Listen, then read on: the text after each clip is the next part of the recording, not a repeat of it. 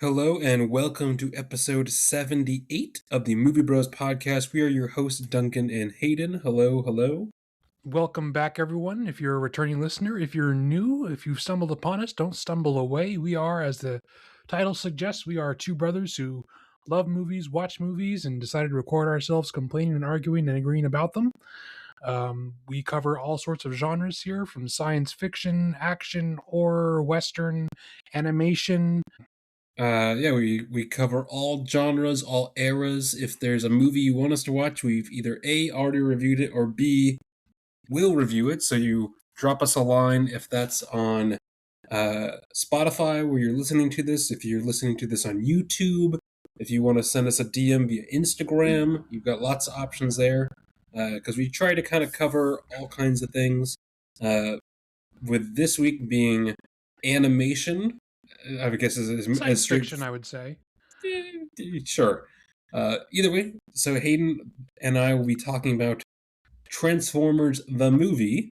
And Hayden, what are some fast film facts about Transformers the movie? Well, just to clear things up, this is the one from 1986. Shia LaBeouf does not show up. I don't think he was born yet.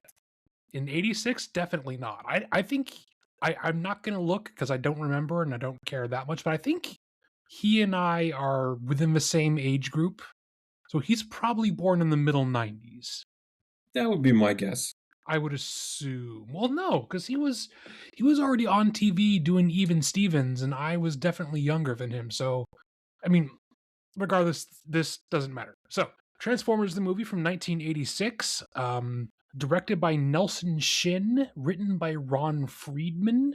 Music here is by Vince DiCola, with added songs by the band Spectre General, Lion, and Weird Al. This doesn't really have a cinematographer listed, just because at that time, animation wasn't really putting that kind of information down. Mm-hmm. The voice talent in this is ridiculous. Just off the top, just want to mention that. This stars Orson Welles, Leonard Nimoy, Eric Idle, Scatman Crothers, Peter Cullen, Robert Stack, Norman Alden, Jack Angel, and Michael Ball. And the trivia I have for this is that this is Orson Welles' last film credit, and literally, like a week after he finished recording his lines, he passed. So, for better or worse, this is the final, this is the final line in his biography, as it were. Which, that's kind of cool. Yeah.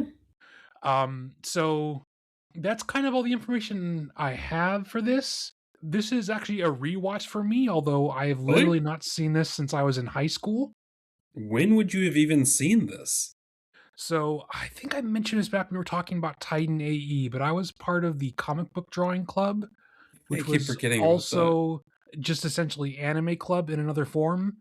And I want to say we watched this back then. I would argue this is not anime, but it's definitely America trying to be anime at the time. Because, we'll get to it later in the episode, but there are some other projects that are similar. Regardless, though, yes, I have not seen this in probably nigh on 15 years, literally. But, yeah, I pretty much had the exact same opinion of it now than I did then. But before we get to that, Duncan, do you want to start with our ratings this time? Yep, I'm just pulling that up on my letterbox real quick. I think I gave it a 4 out of 5, if I remember. You did. Right. Yeah. I saw you share this on your Instagram earlier. Yeah, without getting into like why, I would just say 4 out of 5 for what it is. It's gonna be one of those episodes for literally the exact same reasons. I also gave this a 4 out of 5. Like, this is no great feat of storytelling, and that's kind of my main issue with it. But for what it is, this movie fucking rules. Yeah, it's just there's color out the ass. Like, there's so much. Just even in the first, it's just the scene of Unicron like destroying that other planet, setting the stage. I'm like, dude, there's just everything is a different color. Jesus Christ. And like, 99% of the animation is so well done and detailed and nice looking. Like it just v- obviously visually, because that's what movies are. But like visually, this is such a nice to look at movie. It is incredibly 80s. Like, It is so boy 80s. howdy. Oh Holy god. shit, dude. But I'm kind of here for the whole vibe though. It's just like you constantly have off-brand Journey playing in the background. It's Oh, the kind of you've got the awesome. touch. They'll just Yes. keep cranking in throughout. It's great. I completely forgot Weird Al shows up in this movie as part of the soundtrack. There was literally that classic like chomp sound at the beginning when Unicorn is eating a planet. I was like, dude, okay, you really leaned a little, maybe a little too far with that. Yeah. And then they're like, oh, it's the year 2005. I was like, That wow, that always cracks me up. okay. Well, it's like oh god, there's some Japanese video game about firefighters on like the N64, and it opens with his title card that says the year is 2025. Society has progressed very little and things are horrible. Well, that tracks. Yeah. I I don't know. don't Just know. it's great. I don't know the background lore enough. Like, why is Spike a human? Like, why are there random like a what the fuck? What? This is technically based on the TV show, which had ran for Sure. a couple years beforehand. I also don't know the lore, but I kind of enjoy that this knows that it doesn't really matter and that Not really. you're kind of just there for the fight sequences. Which is just not basically nonstop the whole movie almost, I feel like. Yes. What I mean, so what I did notice that basically all of the Autobots turn into cars, which okay, that makes sense, sure. Most of the Decepticons are just guns. Well, no, a lot of them turn into like planes and boats and Well, stuff. no, but it's like they have like the things they turn Yes. into have weapons.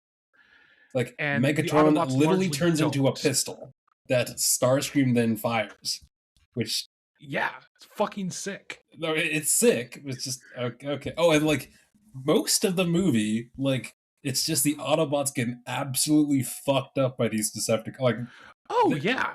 it's It's not it's exactly a like easy win. it's just the Autobots just getting fucking washed the whole movie. And then randomly Deus Ex Machina happens quite literally at the very end and then they win. Mm-hmm. I will say, like seeing this as a kid in theaters would have been pretty fucking awesome. Oh, Like, this would have been mind-blowing. Yeah. yeah, which Well, it's something that I've always loved. I mean, even just on like a rewatch about the action sequences here is that it really feels like okay, if I was a kid and I had these toys, I would be acting these scenes out anyways. It feels like they just kind of brought those scenes to life for the movie. that's a good way to say it. Yeah, I the whole bit with the like shark like guilty innocent. I don't know if they really that's the one bit I'm like, they probably could have cut this. Yes, but also it kind of fits with the rest of the movie where it is kind of just like a run of the mill sci-fi fantasy story, but they happen to be robots. Sure, Like sure. you could tell this story and have them be humans. So the Yeah, fact that they're still going to go with we're going to hold you over the moat full of sharks, but because they're robots, they're also robots too. Don't question it. yeah, yeah. There was a no. I can't remember where when it specifically happened, but they referenced burnt out toaster ovens. So I thought, okay, if toaster ovens are a thing, that means bread is a thing.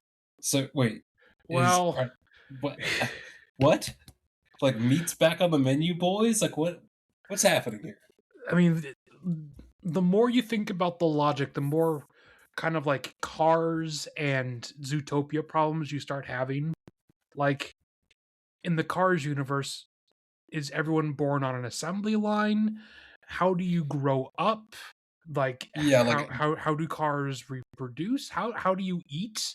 Like it shows them eating food, but then also everyone just drinks oil. So what's the logic there? And then in the same way, Zootopia has a very unfortunate throwaway line where one of the characters buys milkshakes. So where does the milk come from? Are all the cow God. characters just being milked? It's there's weird implications. Okay. Well, yeah, it's something I caught on. I was like, throughout this, basically from this all the way through, really, uh, because I've only seen the Shia LaBeouf, uh, the first, the Revenge of the Fallen, Dark Side of the Moon, all of that stuff. Uh, Sure. I didn't realize just how much of it was actually pulled from either this or from the cartoon because I was like, oh, like I recognize this, or oh, Devastator is the one from Revenge of the Fallen that like chews Oh, up the sure. pyramid. I'm like, oh, okay, like it wasn't like a total like its own thing. Like I've actually pulled a lot from the original IP, which I can actually kind of appreciate. Well, something that I always find interesting whenever I think about that is that like the Shia LaBeouf ones are purely based on nostalgia for the people who grew up watching this. But this is based off the TV show. The TV show was created purely to sell toys, but now they don't really sell Transformers toys. It's just its own franchise. It stands on its own storytelling. The the toy line aspect of it has largely gone by the wayside. Hmm. Well, what another thing is like maybe it's just because I think it equates to like how kids thought about those toys, but like the bad guys were bad. There was no anti-heroes. There was no No, like not really. this is very clear. Like the good guys are good, the bad guys are bad. This is like good versus evil, which sometimes I can kind of appreciate because I feel like a lot of times in more modern movies, uh, the writing tries to humanize the villain. I think a little too much, Yep, I agree. and sometimes I'm like, this look just the bad guy can be just an evil dude. That's okay. Well, I mean, so there is the kind of reoccurring subplot of Megatron, who is remade and now is called. Galvatron, Uh, I straight up just stopped trying to remember people's names in this. RC baby. Yes, the one obviously female character who has like Yes. weirdly strange proportions, let's just put it that way. Um, no, but like there is the bit where he has like kind of mind control, but then he's kind of trying to fight against Unicron, and then he's like, "Fuck it, I'm evil anyway. Let's try and kill the stand-in for Optimus Prime, whose name I can never remember." But he turns into a Firebird. But like, I do like that. At least there's a little bit of a struggle there, but I agree that they let the villains stay villains. What was up with the dance scene when they were on the junk world or whatever? It just Um, cuts to them like dancing in like circles with these like oh, with mildly sort of Asian looking guy. You know what I'm voiced talking by about? Eric Idle, and everyone else is like a kind of looks like a robot turtle. Yes. I think that was 80s comedy. Okay, because I'm like, this. Where did this come from? What the fuck? But but like you were saying earlier, part of that character's thing is like, oh, he speaks entirely in uh TV, TV which was like kind of a cool thing. I kind of like stuff, that. but then they use that as a thing later for the Bumblebee character in the Shia LaBeouf stuff. Yes. So I don't know, it's just kind of nice to see that they're still using that as an idea because it is kind of fun. Mm-hmm. Agreed. But Like again, I now don't know if there's I want to watch all of the TV show, but okay, maybe I want to understand who some of these people are character wise. and see, I don't know. I watched this. I'm like, man, if only they made this, but with the like this exact movie, but just make it so it looks like the new ones. Like that'd be so sick. I mean, it would, but I pretty much all of the reason why I like this so much is the animation and the style behind it. Sure. I feel like if Yes. you put it in like the at the very least like the Bayverse style, if you will. I think if you Mm-hmm. did that, it would kind of ruin it a little bit. I think if you were to do it in the quote unquote Transformers one, the one with Chris Hemsworth that came Hemsworth. out last year, I think, then Uh-huh. that would be super cool. I Which, by like the way, that. that movie fucking rocks. That's It's so good. it was better than I thought it was going to be. Well, okay, I guess that's more accurate. But like, I went in expecting like Minions level humor. It was Sure, actually really sure. good. Yes. No, again, like better than I thought it was going to be, but like I mean, it's still a Transformers movie, but like, yeah, there's a certain amount of cringe when I like see online where someone's like, "Oh, I'm like 45 and like this is my entire like all I want to talk about is this." I'm like, yeah, "Okay."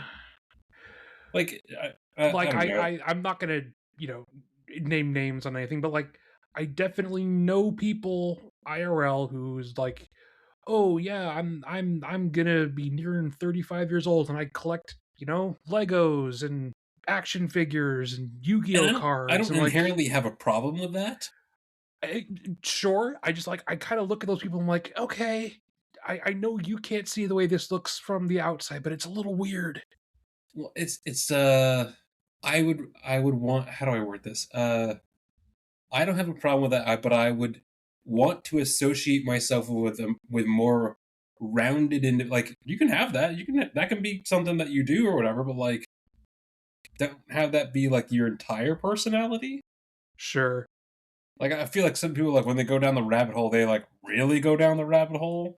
Oh yeah, but And I yeah, think I mean that's like I mean that's with most things, but applicable to like literally anything. Like there's yes, people who like you know people who face paint and get sure, you know football tattoos and yeah, hockey tattoos. Like yes, there is absolutely a way to be over obsessed with any interest. absolutely right. Yeah, just anyway. Back to the Uh, topic of Jesus. Transformers. What else do I got? Just also again, the you got the touch. Just I feel like they pumped that like 10 different times in this movie.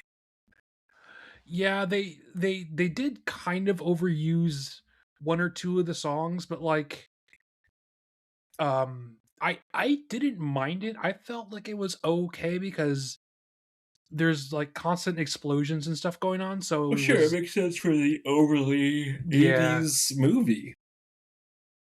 Do you have a favorite character? So part of the reason why this isn't a 5 for me and instead just a 4 is that this is pretty lacking in literally any and all narrative parts. I don't know if I have like a Yeah, it's pretty character, loose. Yeah. but as we said earlier, the only reason you're watching this is to look at the animation, hear some sick music, and watch the action sequences. So it's entirely forgivable. But because of that, I don't know if I have like a favorite character. Yeah, when you think about it, the newer ones they really focused on. They really cut down on the number of Autobots too. Like this Well, one, I sure. think there's probably like 10 or 12 of them at Well, any the given time. plus all the ones that get absolutely murdered. Yeah. Oh, like in the opening, yes, where they just Yeah. I mean, yes, the destruction of Cybertron is a huge lore thing, but like, yeah, um, Well, again, the newer ones were like all the stuff with Bumblebee, all the stuff with Optimus Prime.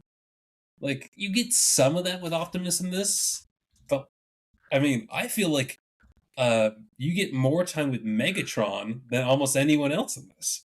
I mean, you definitely do. You get the most like character work with Megatron as well because he's doing the whole Unicron mind control thing, and you see him talking to the big gaping mouth and stuff. Uh huh. I want this to bucket because I feel like it's a movie that would bucket, Oh, I'm sure it does. I mean, but I with mean, like what you could. me? I mean, the big evil villain, Unicron. You can Yeah, literally just put popcorn in him. yeah, You could, that's probably the easiest. or you could also take freaking Optimus Prime. He's literally a truck. You could put popcorn in the bed of his truck. Feels Well, very easy it's to me, actually. yeah, it's just I feel like they're all basically action figures, so at that point you would just have them be action figures that you would buy instead of being like a whole separate popcorn thing. I don't know. Well, they were. Well, I know I'm saying like if you went to the theater, like they wouldn't sell you a popcorn bucket; they'd literally just sell you the toy. Oh yeah, I guess that's true. I'm actually surprised that's not something that was it Universal who made the more recent ones? I don't remember. I think that sounds right. So I'm surprised Universal didn't sell toys at the theater for either Transformers 1 or the Baver stuff. That seems like I mean, looking back on it, that seems kind of like a slam dunk. I wonder if there's any like laws about that, about what kind of stuff you can and cannot sell. I mean, probably not. I don't. I mean, maybe Hasbro has certain laws about it. Unless it's like alcohol and you can't serve it to a minor or something like obviously like dangerous, like you can't sell knives. But Sure. I would say merchandise wise, probably open season. It's probably Well, like fair game for pretty much whatever. granted, like when I go to the movies, I'm also not looking to see what kind of toys you can buy in like the checkout line or whatever. So maybe they did. I don't know. That's true, and you know, 1986. Who knows? I mean, I clearly have no idea what theaters look like. So Mm-hmm. And I mean, like I remember at least for the newer ones, like I remember either we rented or bought the video games for them. So at least that's something. I have like a very vague memory of that. What Yes, it I don't was for the. remember. I think it might have been for the first one, first or second. We probably got it from Hollywood Video, is my guess. Yeah, back when they both A still existed and B let you rent video games. The good old days, yes. It's now an AutoZone. Yeah. Which I mean, I do need an AutoZone from time to time, so it's not a complete waste, I guess. But I suppose. Well, I had, to be honest, very little in the way of notes for this, just because it is kind of like a brain turn off movie. yeah, and I mean that's kind of all I wrote for my letterbox review was literally just color, 80s action. Wow, like that's kind of all you need to know about this. I would say that even though I have mentioned a couple times how much I like the animation of this, it looks really nice. The only time it ever feels like it falls short is when it switches to like actual human characters. All the robots, they look fine because they're all angular and it's a very easily It makes repeatable sense, yes. design. Well, again, that's why I was like, why are these humans even like? Yeah, I don't I know if mean, you really need this. I don't think you do, but I'm sure it had to do with the show. I just think that like you can tell the animation kind of dips there because their faces look very uncanny. Well, again, I think that's the closest that it gets to anime. Yeah, probably. Well, I mean, that's kind of all I mean, I didn't have a. I mean, I took maybe a little more notes than you, but not by much. Yeah, Uh, you can that's okay. find this. Both Hayden and I, I'm pretty sure, just rented this. You can do Amazon Prime. You can do YouTube. It's only like Um, $3 or something like that. I watched it for free on YouTube because someone has uploaded the entire thing. You don't even have to pay for it. Okay. Which Well, I'm not either saying way, piracy is bad, folks. Don't do that. But if it's available, why not?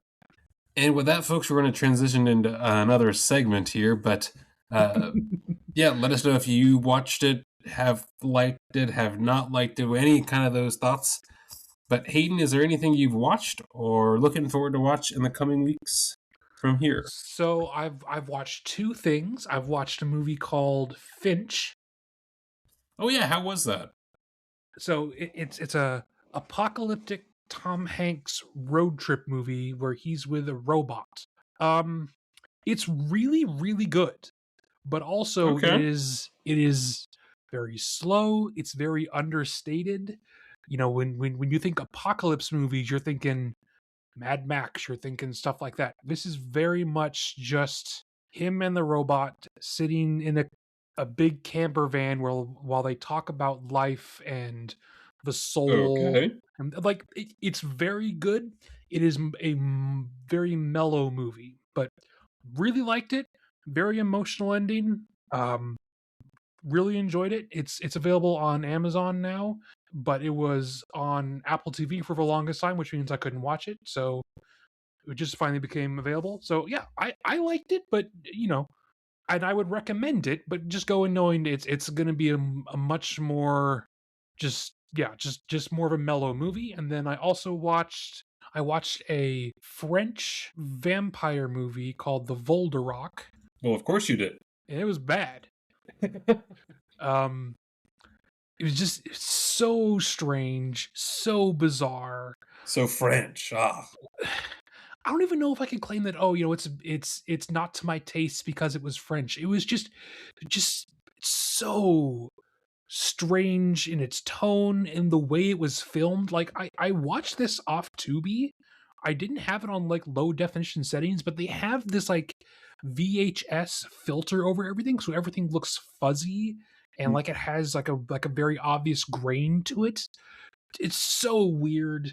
And I mean, on the plus side, the actual vampire character, the undead grandfather, is a literal like Jim Henson puppet. It's very Huh. uncanny and creepy looking. That's kind of cool. And it would switch back and forth between, okay, we're gonna do creepy scenes with that, and then on the completely other side of the fence, we're gonna do scenes that wouldn't feel out of place in Monty Python. It's just so incredibly bizarre and just tone all over the place, which is weird because I'd heard a lot of buzz for this movie online, like a bunch of film pages that I follow for like horror movies and off the beaten track stuff. Be like, "Oh, this is great. You should go check this out. I'm telling all my followers, go look at this." I don't know who paid them, but we must have watched different things. Would not recommend it. And Okay, then, Tubi for the win. well, I mean, that's kind of the great thing about Tubi, though, is that it is just a Yes. repository for literally anything they could pay $5 to get the license for. Yes. Which I appreciate. Oh yeah, absolutely. I mean, I'm probably going to watch something on it after this. I think I'm looking forward to watching Vi. It's a Russian witch movie from the 80s. It's completely Okay. crazy. Okay. Looking forward to though, I don't know if there's anything new out trailer wise. No. There's a Matt Damon and Ben Affleck Mm-hmm. buddy cop movie, which looks fun but kind of forgettable, but that's all right. Mm-hmm. Um, and I think that might be it. Like new stuff that I've heard of. Yeah, there's But Duncan, what have not you a watched? ton. Well, I think last week the last thing I talked about was Rosencrantz and Guildenstern, I think. Yes. So let's see. I started by rewatching Ghost Rider, which I have not seen Ooh. in I Well, it's 2005, right? Okay. and what I will say is like honestly for 2007 like all the Ghost Rider stuff, he looks awesome. It's just Like all the rest of it. oh it's well so what I after like halfway through I was like okay, this is how I'm going to start viewing this movie and it made me enjoy it so much more was so in the first couple bits you realize okay, Johnny Blaze, he's a stunt driver, he does all this crazy stuff. I'm sure he's had accidents. So my thought was the movie makes much more sense if you just assume he's had serious brain damage from the start. So he's kind of retarded the whole movie. Because then all the way it totally makes way more sense. Because I'm like, okay, Yeah. like, so it helped a lot if that's the way you want to view it. I gave that a 2 out of 5. Because again, a lot of the actual Ghost Rider stuff is pretty cool.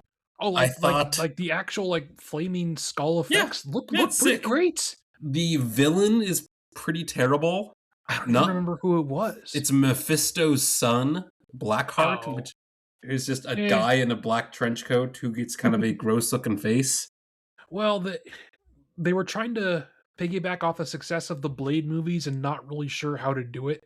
Which again, I was thinking about this when I recorded my other podcast. Is like, well, this is before really it all kind of got going for them, so they're kind of trying things out. Like that's where they did Yeah. the Hulk, they did Blade, they did this, they did First the two Fantastic Punisher. Fours. Yes, so And if I figuring it remember out. correctly, all of those made a fair amount of money just because they were like the first ones to do it. Mm-hmm. So in a large way, I think we wouldn't have the superhero probably not. genre as we do it now, as we know now, without those movies.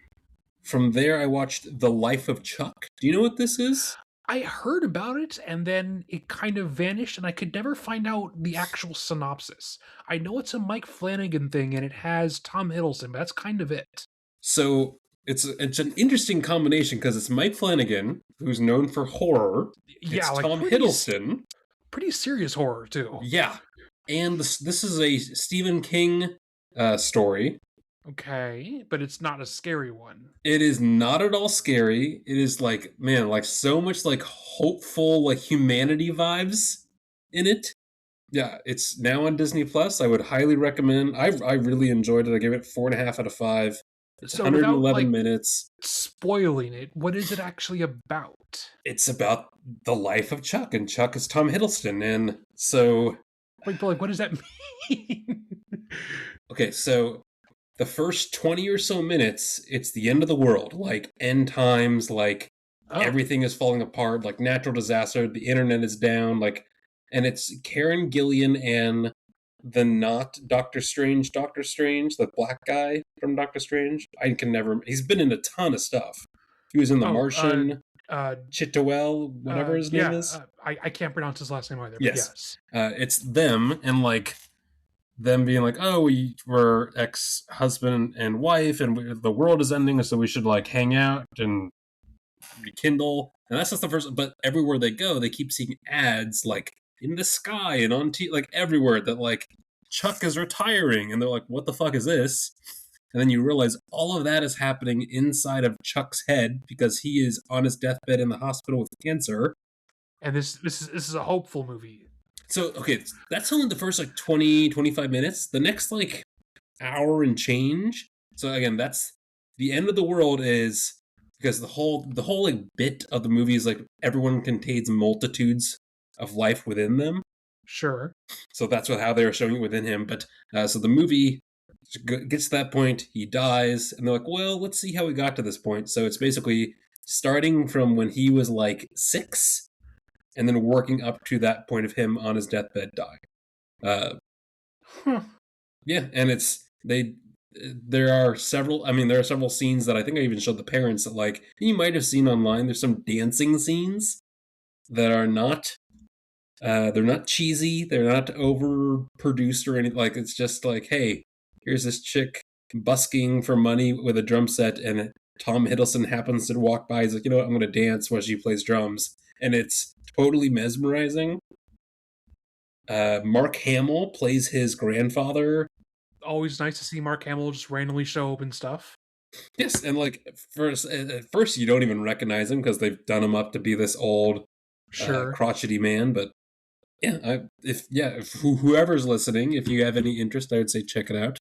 I Well, I mean, finally finished I was about to ask, where did you watch it on? Disney Plus. Yeah, Oh, okay. it's now. I think it's through Hulu, but because they're all connected now, so whatever. Sure. Finally finished Harry Potter, Deathly Hallows Part 2. I'm like I think they stuck the landing. Again, coming back to this after a while, but because every movie is so long, trying to binge through it feels so much more like a slog. Like I feel like Well, remembering. especially those like last 3 or 4. Yes, but what I was also thinking is like when this stuff came out, going to the premiere, like the midnight premiere and stuff, that was such more of a like that's not a thing anymore, Not really. which is I kind of a I bummer. remember going to the midnight premiere of it though. I thought the ending actual like fight of Voldemort and Harry. I don't know. I thought it was kind of under like the whole where there's like a hug and he jumps off the cliff or whatever. Yeah. I was just saying that like the I feel like most of all the movies great. I love Neville getting a chance to shine. He chops up the snake.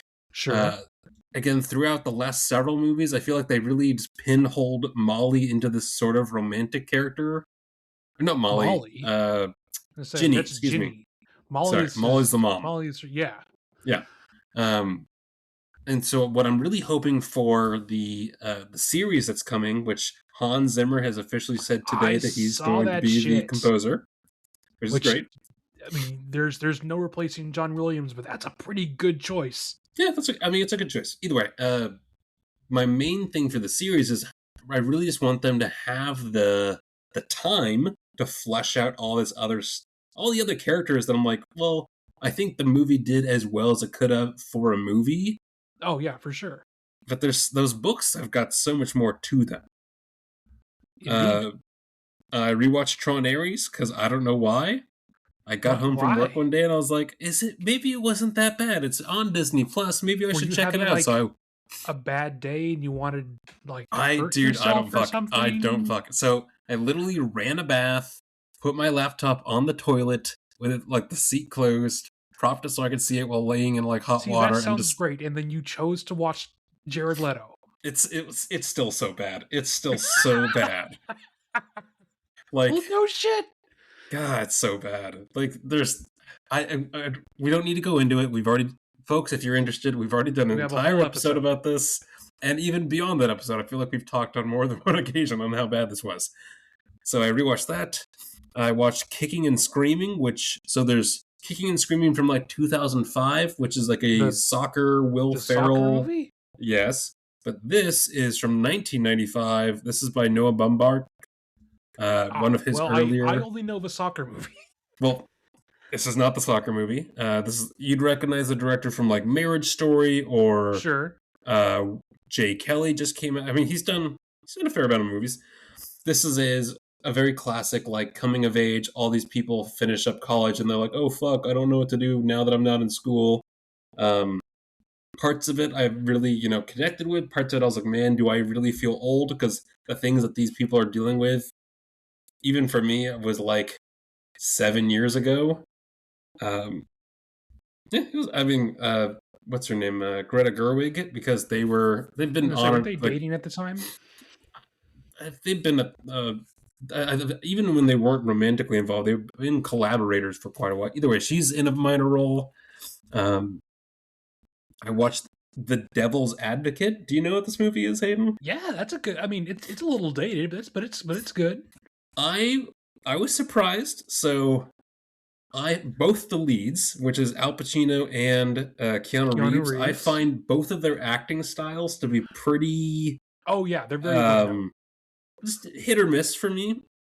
But especially Al Pacino as the devil, which as as a like kind of creepy New York Oh, law absolutely firm. coked out of his mind. Yes.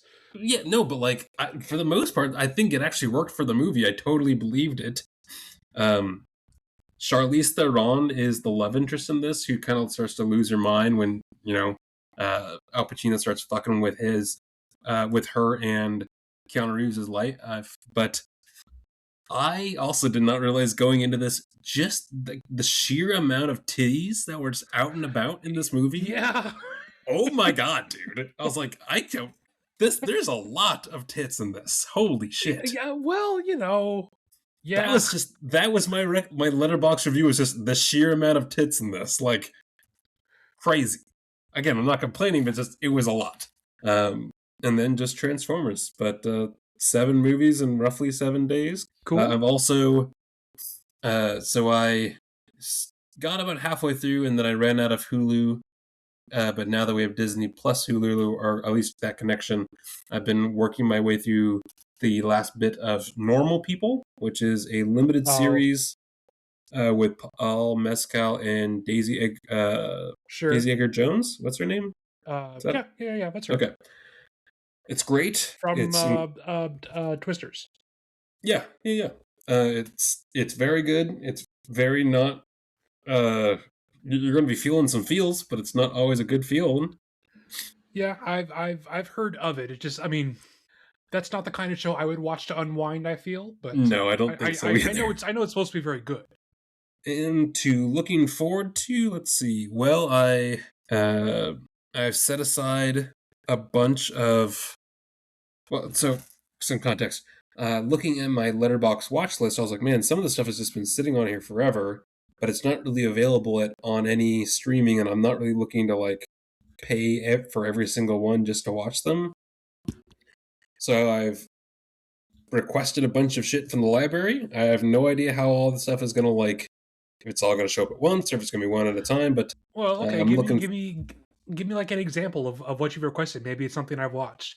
Well, I mean, like some of this will be rewatches. Some of these are I haven't seen before. There's a movie called Broken Flowers. This is a Jim Jarmusch movie. It stars Bill Murray and Sharon Yeah, Stone. I've heard of it. It's also not something I've watched though. Surf's Up. I haven't seen in years, and I want to watch Surf's Up. That's a fun movie. Once you get over Uh, the weird like Yeah, interview stuff. I kind of like it.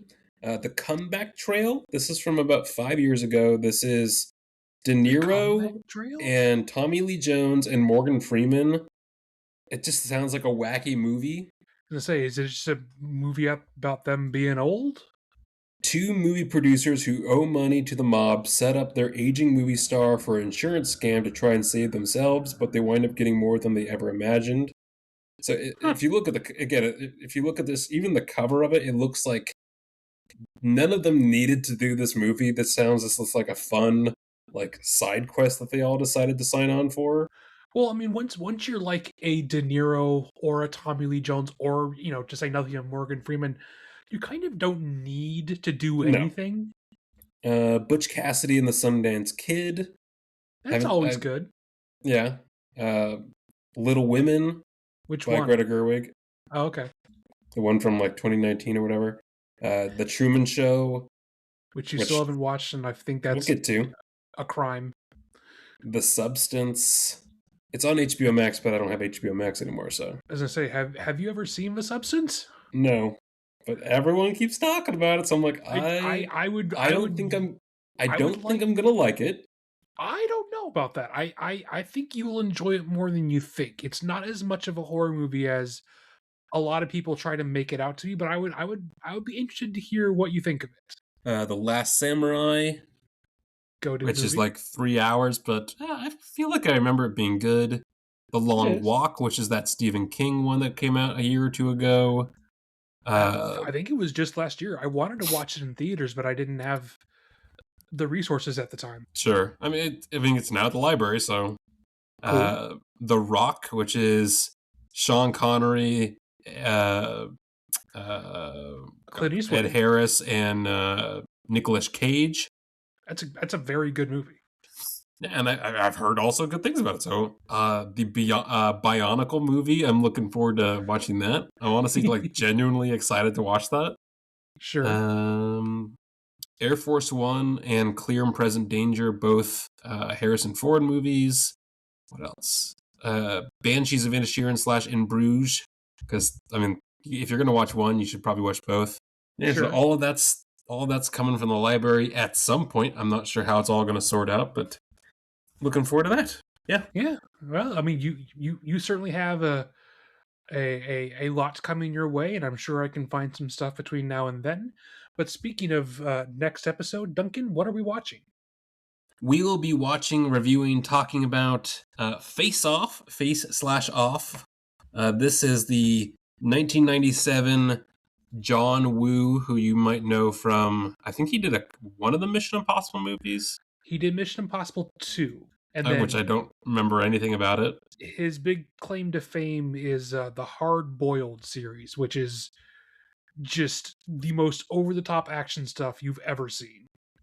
Okay. The stars of this is John Travolta and Nicolas Cage are the main leads, but there are several other people you actually might looking at the cast. The guy who played Rhino in the new Craven the Hunter movie is in this. Oh, okay. But I've always heard about it. I've never seen it.